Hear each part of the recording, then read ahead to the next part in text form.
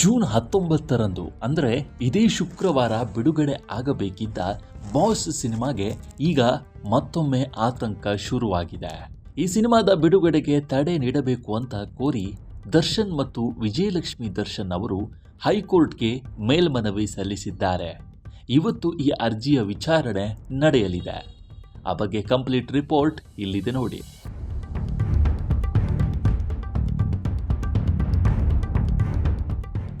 ಲವ ನಿರ್ದೇಶನದ boss cinema ಈಗಾಗಲೇ ಸಾಕಷ್ಟು ಸುದ್ದಿಯಾಗಿದೆ.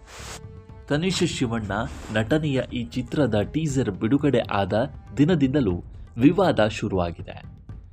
ನೈಜ ಘಟನೆಗಳನ್ನು ಆಧರಿಸಿ ಈ ಸಿನಿಮಾ ಸಿದ್ಧವಾಗಿದೆ ಎಂಬುದನ್ನು ಟೀಸರ್ನಲ್ಲಿ ಉಲ್ಲೇಖಿಸಲಾಗಿತ್ತು. ಟೀಸರ್ ನೋಡಿದರೆ ನಟ ದರ್ಶನ್ ಕೇಸ್ ರೀತಿಯೇ ಈ ಸಿನಿಮಾದ ಕತೆ ಇದೆ ಎಂಬ ಅನುಮಾನ ಮೂಡುತ್ತೆ.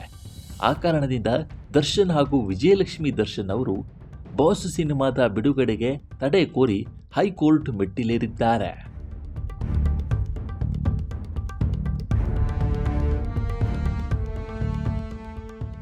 ಈ ಮೊದಲು ಸೆಷನ್ಸ್ ಕೋರ್ಟ್ನಲ್ಲಿ ವಿಜಯಲಕ್ಷ್ಮಿ ದರ್ಶನ್ ಅವರು ಬಾಸ್ ಸಿನಿಮಾಗೆ ತಡೆ ಕೋರಿ ಅರ್ಜಿ ಸಲ್ಲಿಸಿದ್ದರು.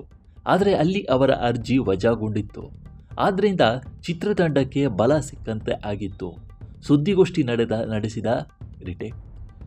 ಸುದ್ದಿಗೋಷ್ಠಿ ನಡೆಸಿದ ಚಿತ್ರತಂಡದವರು ಆ ಬಗ್ಗೆ ಮಾಹಿತಿ ನೀಡಿದ್ದರು. ಆದರೆ ಈಗ ಬಾಸ್ ಚಿತ್ರತಂಡಕ್ಕೆ ಮತ್ತೆ ವಿಘ್ನ ಎದುರಾಗುವ ಸಾಧ್ಯತೆ ಇದೆ.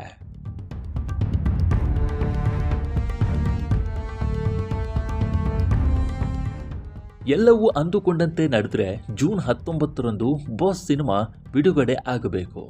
ಈಗಾಗಲೇ ಚಿತ್ರತಂಡದವರು ಪ್ರಚಾರ ಕಾರ್ಯದಲ್ಲಿ ಬ್ಯುಸಿಯಾಗಿದ್ದಾರೆ. ಜೂನ್ 19ರಂದು ಸಿನಿಮಾ ರಿಲೀಸ್ ಎಂದು ಮಾಧ್ಯಮಗಳಲ್ಲಿ ಜಾಹೀರಾತು ಕೂಡ ನೀಡಲಾಗಿದೆ. ಆದರೆ ಚಿತ್ರದ ಬಿಡುಗಡೆಗೆ ಕೆಲವೇ ದಿನ ಬಾಕಿ ಇರುವಾಗ ದರ್ಶನ್ ಮತ್ತು ವಿಜಯಲಕ್ಷ್ಮಿ ಅವರು ಹೈಕೋರ್ಟ್ ಮೊರೆ ಹೋಗಿದ್ದಾರೆ.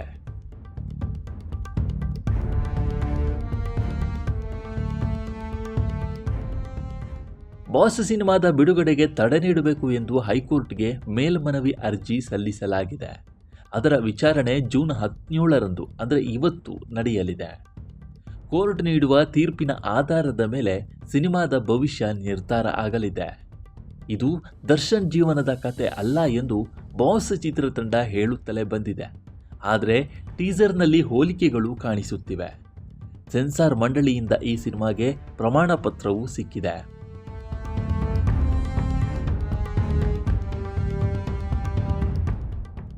ಬಾರಿಯೇ ಪ್ರಮಾಣ ಪತ್ರವನ್ನು ಸೆನ್ಸಾರ್ ಮಂಡಳಿ ನೀಡಿದೆ.